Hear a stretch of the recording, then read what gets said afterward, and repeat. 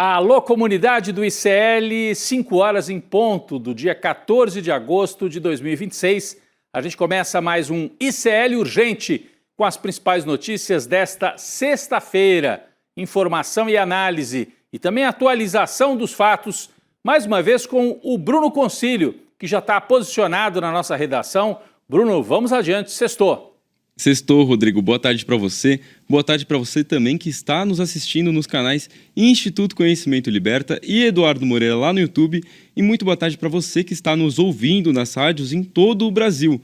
Não esquece de deixar o seu like na nossa transmissão, se inscrever nos nossos canais e de ir lá no nosso chat do YouTube para você responder a nossa enquete de hoje. Olha só, a gente tem uma pergunta hoje que é a seguinte: por que o Centrão estaria com Lula?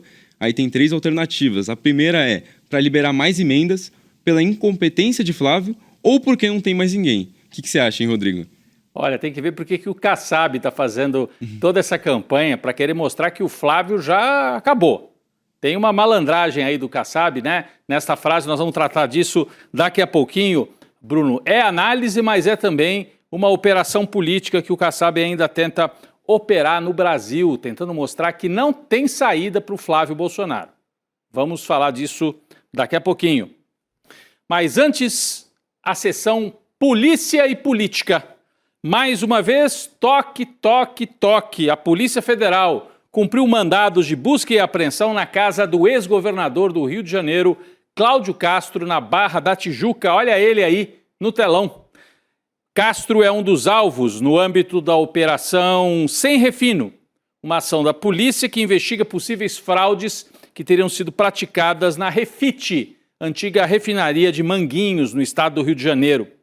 Dessa vez o foco é apurar possíveis irregularidades na concessão de licenças ambientais para a Refit, além de esquemas de lavagem de dinheiro nos quais estaria envolvido ele, Cláudio Castro, que renunciou pretendendo concorrer ao Senado, ficou sem o governo, ficou sem a candidatura e hoje há muita gente no Rio que aposta ele está mais perto de Bangu do que de Brasília. No total foram cumpridos 16 mandados de busca e apreensão contra esta turma, que teria liderado ou teria participação de destaque do ex-governador Cláudio Castro. O Bruno atualiza para a gente a notícia de hoje. Bruno, por favor. Rodrigo, essa operação de hoje ela é um desdobramento da ação policiada iniciada no dia 15 de maio. Naquela ocasião, o ministro do STF, Alexandre de Moraes, determinou a prisão do empresário Ricardo Magro, apontado como líder do grupo econômico por trás da Refit. Mas como ele mora nos Estados Unidos, o Magro ele segue foragido da justiça. Naquela primeira fase da operação, o Cláudio Castro também foi um dos alvos. Ele é suspeito de usar a estrutura do Estado para beneficiar o grupo empresarial comandado por Ricardo Magro. Em nota, a defesa do ex-governador nega qualquer participação em irregularidades envolvendo a Refit. Rodrigo. Olha a foto aí do Ricardo Magro, até piscou rapidinho, né, Bruno? Ele é considerado um dos maiores sonegadores do Brasil, talvez o maior sonegador do Brasil, se a nossa equipe, obrigado, quiser replicar. Esse é o rosto do Ricardo Magro, que seria o braço empresarial, e o outro braço, o braço político, seria comandado justamente por Cláudio Castro, que foi governador do Rio de Janeiro. Vamos seguir acompanhando Cláudio Castro, por enquanto, desistindo da vida política, porque ele tem mais que se explicar para a polícia. Vamos fazer o seguinte, igual criança quando briga, assim, irmão com irmão, coloca os dois frente a frente para conversar e a gente tenta descobrir quem é que fez a bagunça, quem é que foi o responsável pela traquinagem. O deputado federal Lindbergh Farias, do PT, acionou a Polícia Federal justamente para pedir que sejam investigadas as circunstâncias da fraude que levou à alteração da filiação partidária de Flávio Bolsonaro. Então, a ideia do Lindbergh é que Flávio, de um lado, do Partido Liberal, candidato, e o Renan Santos, do outro, do Partido Missão, ex-MBL, sejam colocados frente a frente, sejam ouvidos. Se tiver versões conflitantes, como até agora existem, eles teriam que ser submetidos a uma acareação, que é aquilo que se faz com 2 crianças, 2 moleques, porque eles agem como moleques na política. O Flávio é o moleque, filho do Jair, é candidato de quem? Do pai. É um moleque. E, de outro lado, a molecagem permanente praticada pelo MBL e pelo Partido Missão. Frente a frente, vamos colocar os dois e ver quem é que tem razão nessa história. Já imaginou? Ia ser tipo briga de galo, né? A repercussão desse assunto não para por aí, né, Bruno? Além desse pedido do Lindbergh Farias, tem outros desdobramentos para a gente relembrar essa história incrível, né, do Flávio Bolsonaro, que ficou filiado a outro partido durante algum tempo, né? Rodrigo, para quem não viu ou não está por dentro do assunto, ontem o Flávio passou 24 horas filiado ao partido Missão de Renan Santos, aquele do MBL, como você citou. Isso causou uma confusão generalizada, com direito à guerra de narrativas, vitimismo e até nota oficial do Tribunal Superior Eleitoral. O órgão descartou a hipótese de invasão ou hackeamento do sistema, ou seja, alguém foi lá e realmente fez a filiação do Flávio. O que dá para saber é que a operação ocorreu mediante credencial válida atribuída ao partido Missão. Segundo a apuração do jornalista Caio Junqueira, da CNN, o nome identificado como autor da filiação de Flávio é de um diretor do Missão. E essa informação já foi inclusive passada ao PL, o partido do Flávio, junto com o local de acesso, o login e o horário. Só que mesmo nesse caso, não dá para saber se foi de fato essa pessoa investigada que cadastrou o Flávio no sistema ou se os dados dela que foram usados para acessar o sistema de filiação por outra pessoa, né, Rodrigo? Pois é confuso, mas é um caso realmente muito estranho. Então, o Caio Junqueira, colega, jornalista da CNN, apurou que já se sabe quem é que teria usado a credencial do partido Missão para autorizar a filiação do Flávio ao partido do Renan Santos. Seria um diretor ali do MBL, do partido Missão. Só que, como explicou o Bruno, e se alguém roubou as credenciais? Pegou o nome, descobriu a senha e entrou no sistema usando a senha de um terceiro. Isso tem que ser melhor investigado. É possível saber onde foi feito o acesso, qual o computador. Tudo isso é rastreável e em breve eu acho que nós vamos saber mais sobre quem fez essa traquinagem, essa molecagem, envolvendo dois sujeitos que já tinham fama de moleques, né, na política. O Flávio Bolsonaro e o Renan Santos, ainda que nesse caso não seja o Renan Santos diretamente, mas o partido dele, o partido que ele preside e representa nessa eleição. Quem se manifestou também sobre essa história bizarra foi o presidente nacional do PL, o Partido Liberal, Valdemar Costa Neto. Ele avaliou as tentativas de filiar Flávio ao Missão como uma grande bobagem, foi a expressão do Valdemar. Em entrevista à CNN, a gente tem aqui a frase que ele disse lá na televisão, na CNN. Uma grande bobagem, uma vez até filiaram o Lula no PL de Pernambuco, mandaram para o TSE, nós investigamos até hoje quem é que pode ter feito essa bobagem. Para Valdemar, há doido em todo lugar e o que importa é que Flávio conseguiu, no final das contas, registrar a candidatura dele pelo PL dentro do prazo exigido pela Justiça Eleitoral. Mas essa história ainda não acabou por aí não, hein? Na noite de ontem, o PL, Partido Liberal, identificou uma tentativa de filiação de Flávio ao PT, o Partido dos Trabalhadores do Lula. Olha só isso, tem até um registro aqui, ó. Recebemos o seu pedido de filiação. Olá, Flávio Nantes Bolsonaro. É com prazer que recebemos seu pedido para se filiar ao Partido dos Trabalhadores. É um grande passo para a manutenção da democracia brasileira. Meu Deus, que confusão. O pedido ocorreu horas após o partido detectar que o sistema do TSE tinha aceitado a filiação do Flávio ao Missão. O Flávio, pelo visto, ninguém quer fazer aliança com o Flávio, mas todo mundo acha que está para tirar uma casquinha fazendo bullying com esse candidato, filiando ele em tudo que é jeito. O PL vai fazer um plantão até sábado para atualizar mensagens de e-mail do senador, porque tem isso. Quando você filia o sujeito, vem uma mensagem para o e-mail dele. E aí ele tem que confirmar ou não. Tem gente que está entrando no e-mail do Flávio e confirmando as filiações. Eles têm que fazer plantão. O Flávio não consegue organizar nada, gente. Não consegue organizar o currículo. Deixa acontecer uma confusão dessa, meu Deus. Virou festa. Certeza que a senha do e-mail do Flávio, onde ele faz essas confirmações, deve ser assim, Bolsonaro 1234, né? Aquela bem difícil de descobrir. Bom, vamos sair desses escândalos e dessas histórias bizarras e vamos falar dos palanques eleitorais para valer.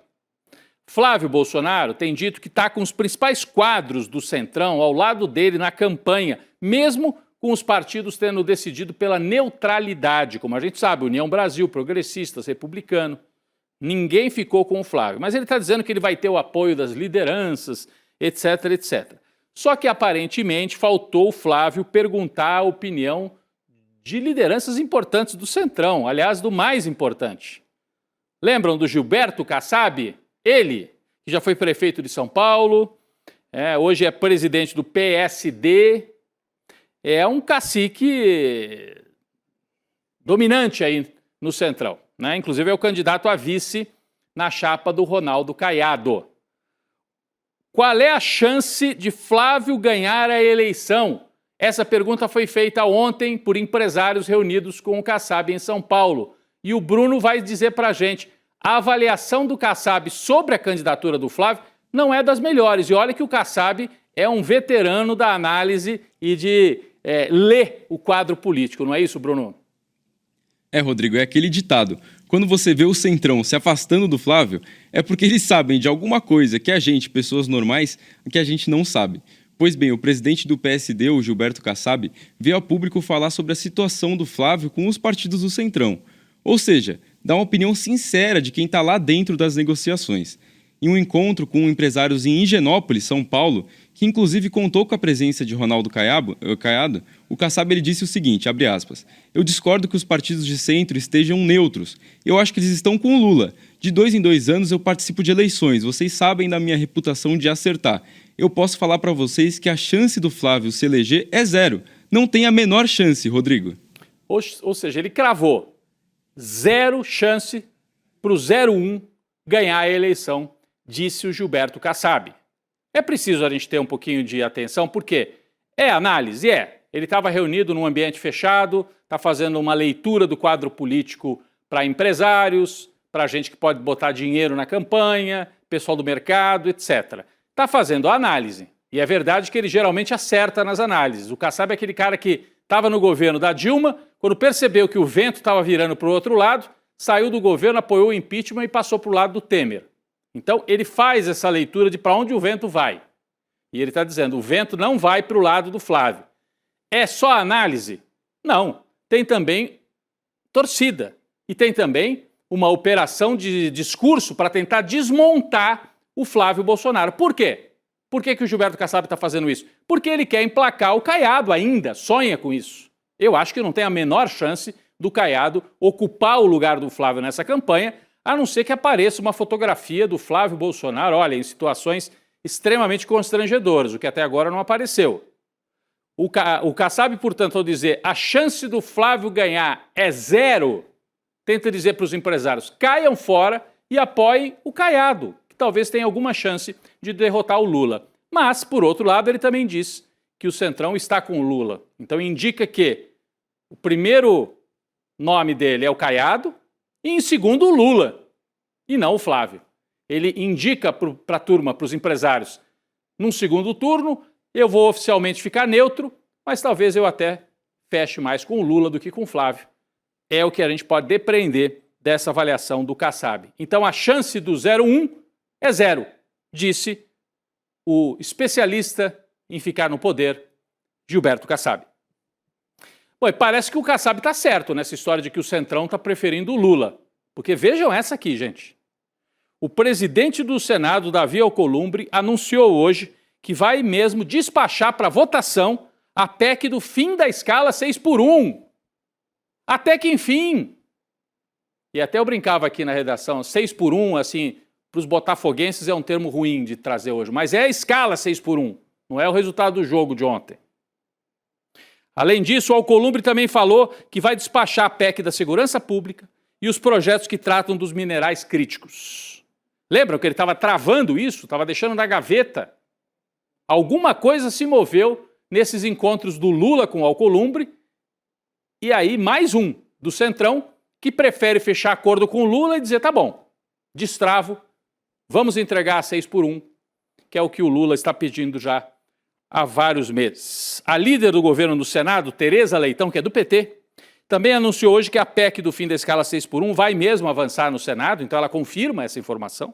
Em nota enviada ao ICL Notícias, a senadora afirmou que a conquista se deu depois de encontros institucionais entre Lula e Alcolumbre. Foram vários, né, Bruno? Nos últimos dias, eu acho que o Lula encontrou mais com o Alcolumbre do que, o pessoal brincava aqui na redação, mais com o Alcolumbre do que com a Janja. 3 vezes, pelo menos, né? Rodrigo, Lula e o Alcolumbre se reuniram na manhã de hoje no Palácio do Planalto. É a terceira conversa, né, entre os dois em 10 dias após meses de tensão. Vale lembrar que a relação entre o Lula e o Alcolumbre estava estremecida, principalmente devido à rejeição da indicação de Jorge Messias ao STF. Desde então, o Alcolumbre tem justificado a demora em despachar propostas do governo sob o argumento de que o Senado não pode ser a casa carimbadora de projetos da Câmara. Mas parece que essa última reunião com o Lula destravou de vez as pautas prioritárias do governo. O Alcolumbre disse que as 3 propostas vão seguir o rito ordinário de tramitação no Senado. No caso das PECs, elas vão passar primeiro pela Comissão de Constituição e de Justiça e depois pelo plenário, onde vão passar por 5 sessões de discussão e só depois serão votadas em primeiro e em segundo turno. Rodrigo. É isso. Então, vai haver votação, o Alcolumbre vai ajudar nisso, mas não vai ser um rito super rápido. Talvez só ocorra essa votação entre o primeiro e o segundo turno da eleição presidencial, o que de toda maneira não seria nada ruim para o Lula. Ele pode apresentar até como resultado já entre o primeiro e o segundo turno. No mesmo dia, o Kassab dizendo que o Centrão está com Lula e que a chance do Flávio é 0, e o Alcolumbre destravando a pauta no Congresso. Significa o quê? Que o presidente Lula está fazendo política, está amarrando os fios para chegar forte no início desta campanha. Domingo, abertura oficial da campanha de Lula em Vila Euclides, São Bernardo do Campo, no estádio em que ele liderou as greves operárias em 1979. Em Copacabana, Flávio Bolsonaro fará também o seu ato de abertura da campanha. A campanha começa com Lula fechando a maior parte dos acordos possíveis e o Flávio Bolsonaro ainda mancando, com dificuldades até, para articular o seu palanque. Hoje sai uma pesquisa Quest que pode indicar ainda um cenário favorável ao Lula, faltando menos de 2 meses para a eleição. Hasta la vitória sempre!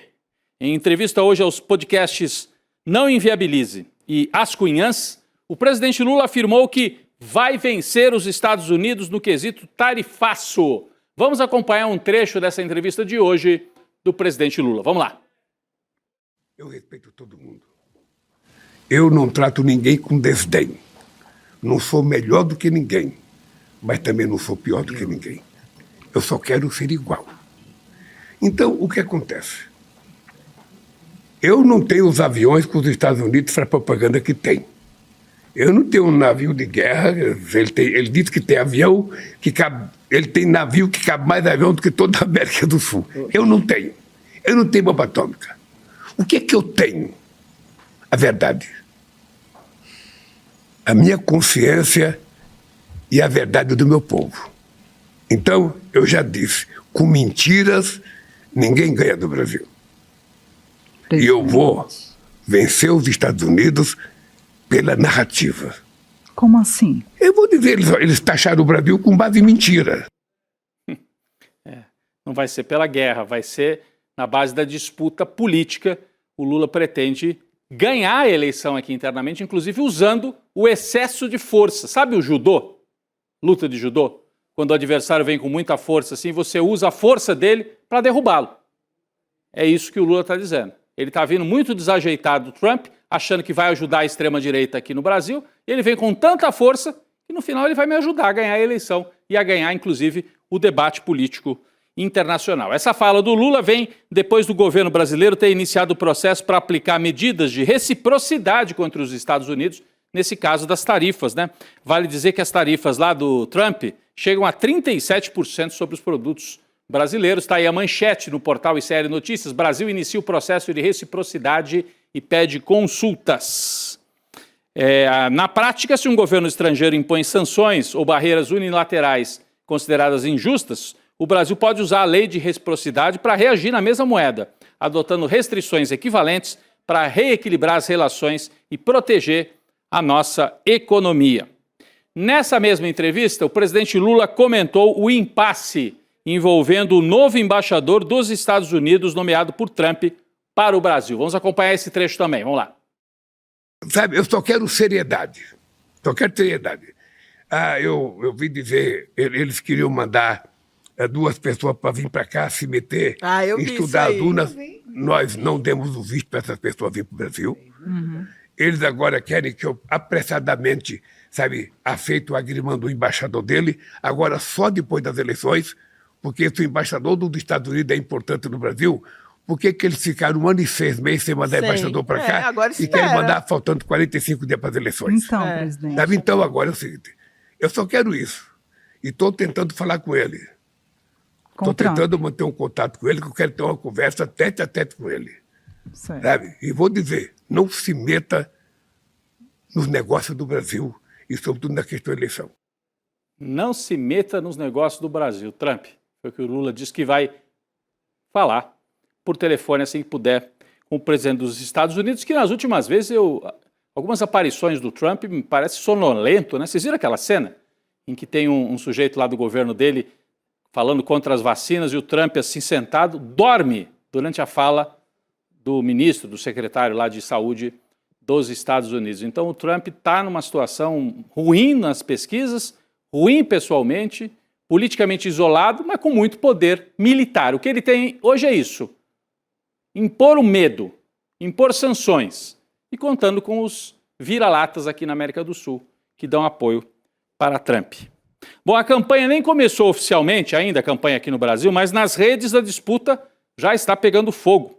Os partidos estão pagando patrocínios, pagando o chamado impulsionamento de conteúdo. Você sabe como é que funciona isso, né? Pode ir nas redes e pagar uma grana para que seu conteúdo rode para mais gente, né? Um levantamento feito pela Folha de São Paulo analisou mais de 3 mil anúncios publicados desde o mês de maio. O PL de Flávio Bolsonaro investiu cerca de R$835 mil, segundo esse levantamento. Entre as publicações, ataques que associam Lula ao Banco Master e até ao crime organizado. Então o Flávio gasta dinheiro para falar mal do Lula. Isso não pode, hein? Impulsionamento para falar mal do outro não pode, né? O PT foi quem mais gastou, R$2.300.000, mas seguiu outra estratégia: foco na divulgação de programas e investimentos do governo federal. Então o Flávio gasta dinheiro para falar mal do Lula. E o Lula, o PT, melhor dizendo, gasta dinheiro para falar bem das realizações do Lula. Quem será que vai ter mais efeito aí nas redes? O PT foi quem mais gastou. O Bruno vai trazer para a gente aqui que tem partido testando realmente o limite da legalidade, né, Bruno? Porque teoricamente não pode fazer impulsionamento para falar mal dos outros, né? Rodrigo, teve vários partidos assim e eu vou dar vários exemplos aqui para você. O PSD impulsionou uma publicação que associava Lula ao crime organizado. Do outro lado, o Romeu Zema, do Novo, pagou para promover posts em que afirma que Lula faz o povo ficar mais pobre. O partido Missão, de Renan Santos, também patrocinou ataques a Lula. Ao todo foram mais de R$180 mil gastos em 844 anúncios. Vale lembrar que o TSE permite o impulsionamento na pré-campanha, mas proíbe pagar para promover propaganda negativa contra adversários. A regra também veda menções a candidatos e partidos adversários nesse tipo de conteúdo. Rodrigo. Pois é, como eu disse, estão no limite da ilegalidade, por esse levantamento da Folha. Não é um levantamento nosso, nós estamos aqui reproduzindo a reportagem que foi publicada hoje. Pessoal, vocês lembram quem era o grande comandante das manifestações da extrema-direita, botava trio elétrico, organizava os atos, desde o governo do Bolsonaro e depois também que o Bolsonaro sai do governo? Era o Silas Malafaia, né?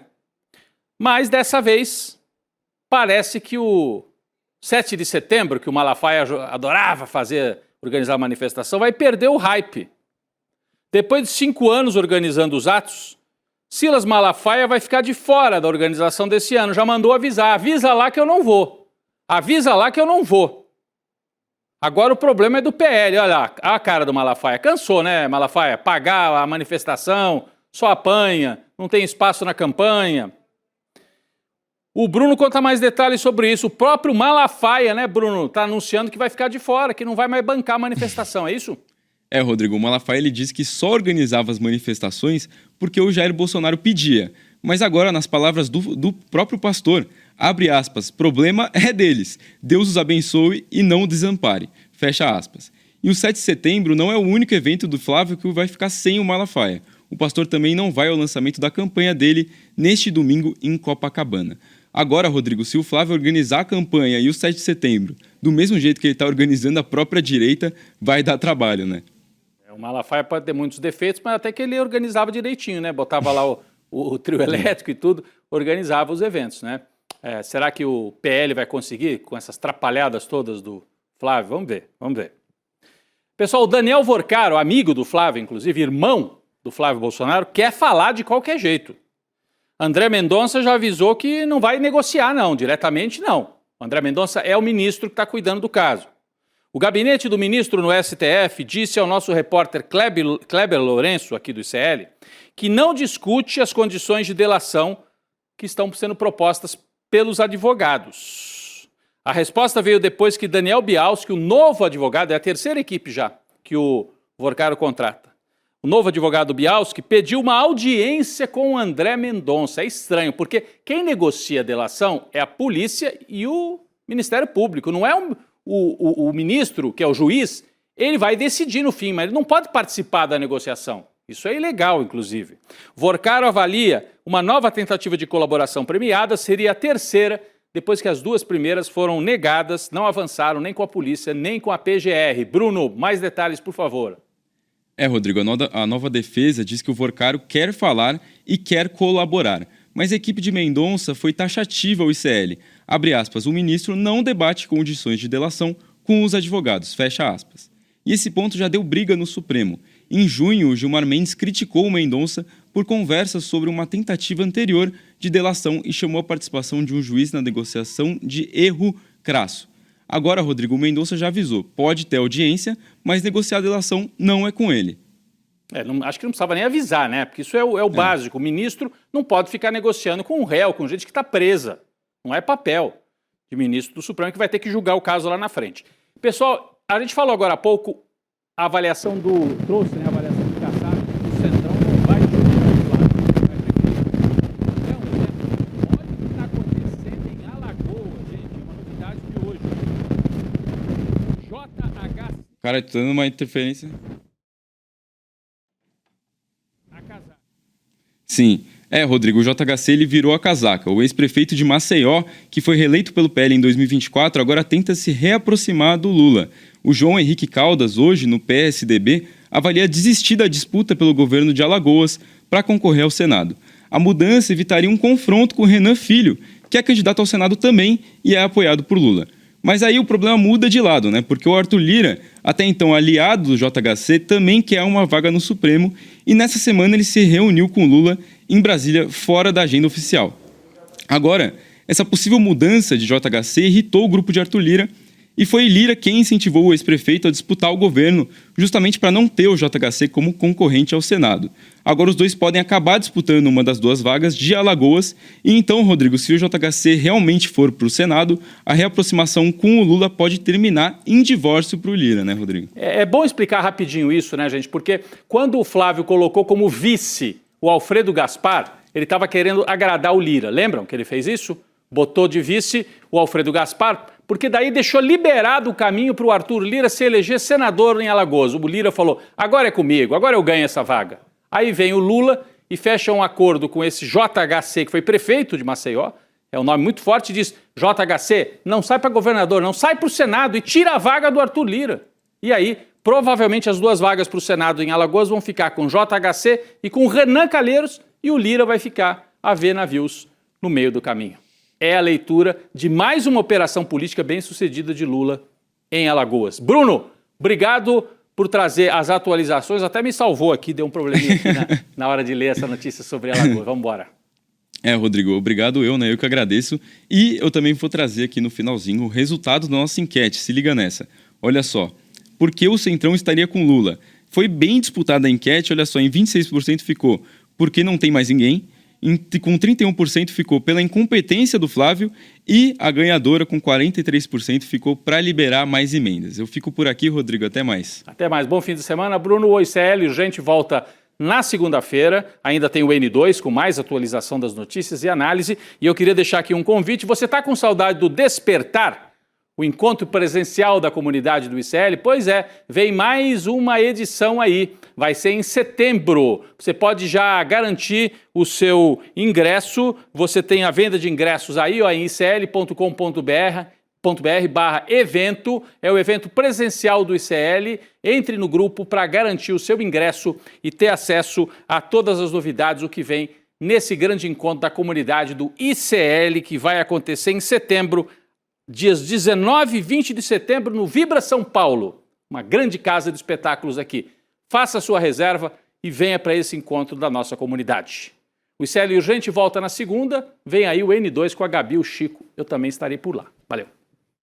Você já ouviu falar do evento Despertar? Pois é, essa casa é a Vibra São Paulo, a maior casa de espetáculos do Brasil. E é aqui que no dia 19 e 20 de setembro a gente vai reunir mais de 4.000 pessoas e no palco os maiores nomes do nosso país e já uma surpresa, de fora do Brasil também. Pessoas que inspiram com a sua luta, com as suas ideias e também com a sua crença de que é possível construir um mundo muito melhor. A gente tem uma novidade muito legal. Esse ano a gente vai fazer um lote de preços populares para as pessoas poderem participar. Você vai estar aqui com a gente, eu tenho certeza. E aqui a sua vida vai se transformar.